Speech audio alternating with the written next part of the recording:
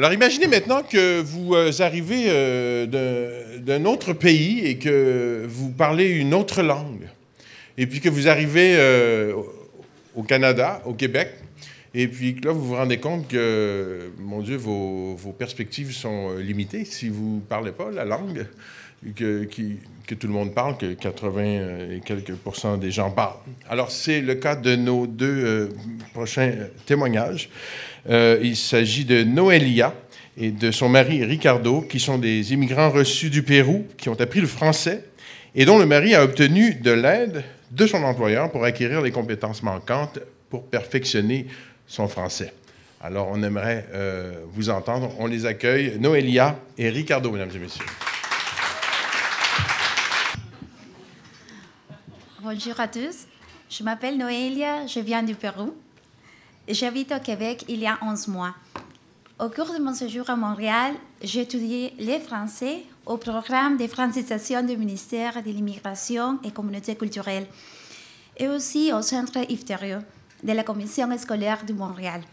En fait, je viens de finir les cours de français écrit il y a 2 semaines. Et pourquoi j'ai décidé d'étudier de façon intensive le français?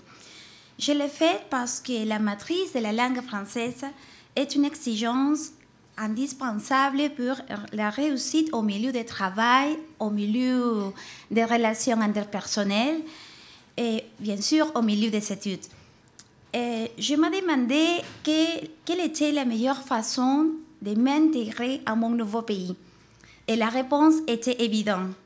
Dorénavant, j'habite dans un pays francophone. Par conséquent, je devrais maîtriser le français tant à l'oral que l'écrit. Alors, l'apprentissage de la langue est devenu mon objectif principal. Heureusement, quand je suis arrivée, le Québec m'offrait tous les moyens nécessaires pour réussir dans mon apprentissage. Les cours de français et les ateliers d'emploi ont joué un rôle important dans mon intégration. Je voudrais remercier à mes enseignants, à mes conseillères qui m'ont encouragée pour faire face aux défis de l'apprentissage de la langue, la recherche d'emploi et les premiers mois au travail.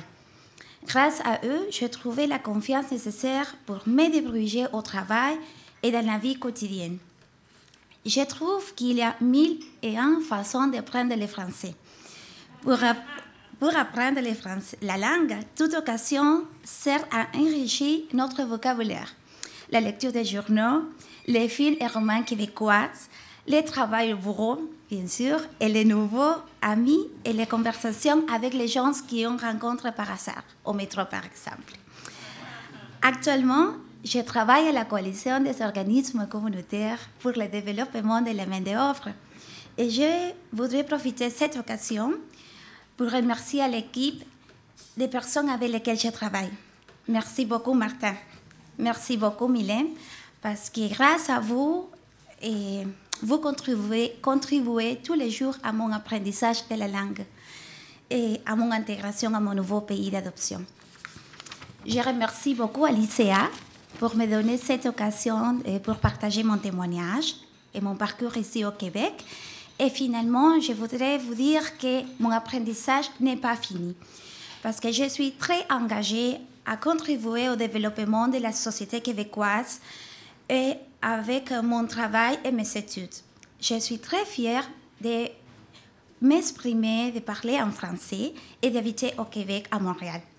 N'oublions pas que rien n'est facile au début et que l'apprentissage est la clé du succès. Merci beaucoup.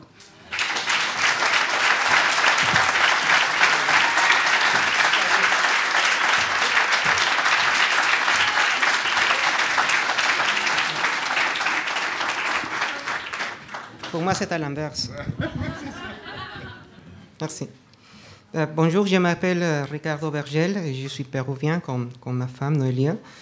Nous sommes arrivés à Montréal en avril 2009, c'est-à-dire que nous sommes ici il y a presque un an.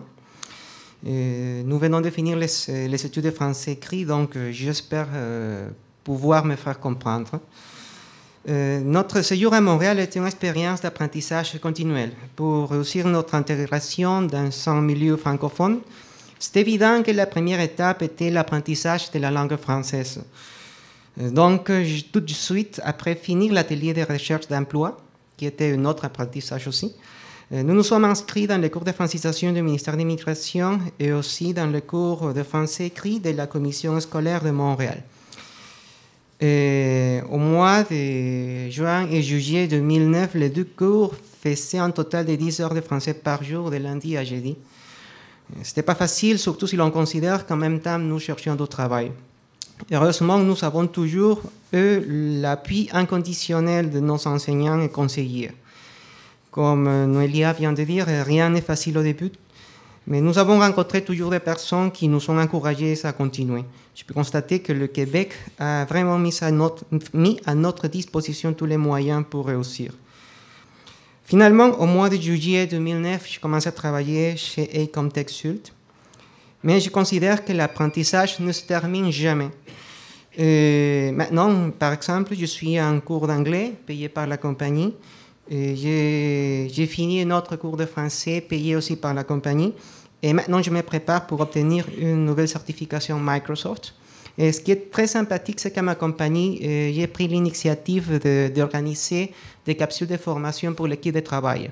Alors, je suis en même temps maintenant, formateur, enseignant et aussi un élève. Oui. 6 heures par jour, oui, je m'occupe de faire des capsules pour mon équipe pour leur permettre de se mettre à jour avec la technologie. Mais quant à l'apprentissage du français, même si j'ai déjà fini les études, je voudrais vous dire que je considère que ma formation n'est pas encore finie. Même si mon niveau de français parlé et écrit me permet maintenant de me débrouiller au bureau, ma motivation pour apprendre la langue est au-delà du travail. Je comprends que le français est le patrimoine peut-être le plus précieux au Québec. Et je pense que vivre en français, c'est la meilleure façon de remercier le Québec de nous accueillir de la façon dont il l'a fait. Donc, je m'impose le devoir d'apprendre de nouvelles choses toutes les semaines, à l'aide des journaux, des films, des émissions de radio et télévision, et surtout de la littérature québécoise que je suis en train de découvrir. Le seul message que j'ai pour vous, c'est que l'apprentissage ne se termine jamais. Le vrai vieillissement commencera le jour que vous déciderez de cesser d'apprendre. Pour conclure, je voudrais remercier l'ICEA pour l'occasion de partager avec vous ce petit témoignage. Et je voudrais remercier aussi mes enseignants, mes conseillères, mes collègues et toutes les personnes merveilleuses que j'ai connues au cours de mon séjour à Montréal.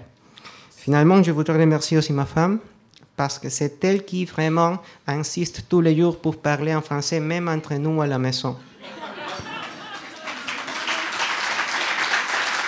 Merci beaucoup.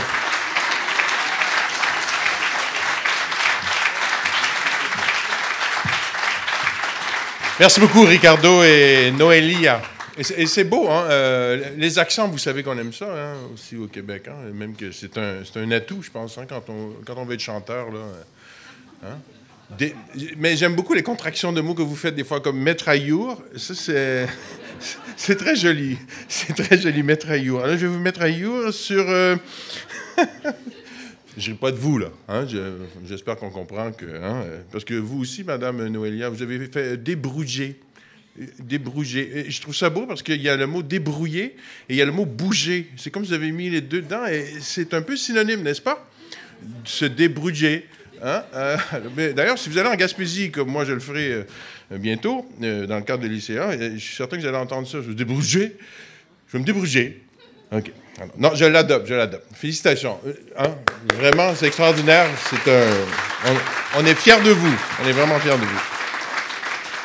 Et maintenant, la lecture, ça, c'est vraiment, ça, c'est un grand pan et c'est un bel ajout encore à cette programmation cette année, des journées de lecture et des séances où on va entendre quelqu'un quelques-unes, lire des textes. Et pour attirer l'attention du public, bon, donc sur ce phénomène d'alphabétisation, cette édition, on a décidé de faire cette activité-là, mobilisatrice, là, la grande lecture. Et puis pour vous en parler, j'invite deux personnes très spéciales et très engagées.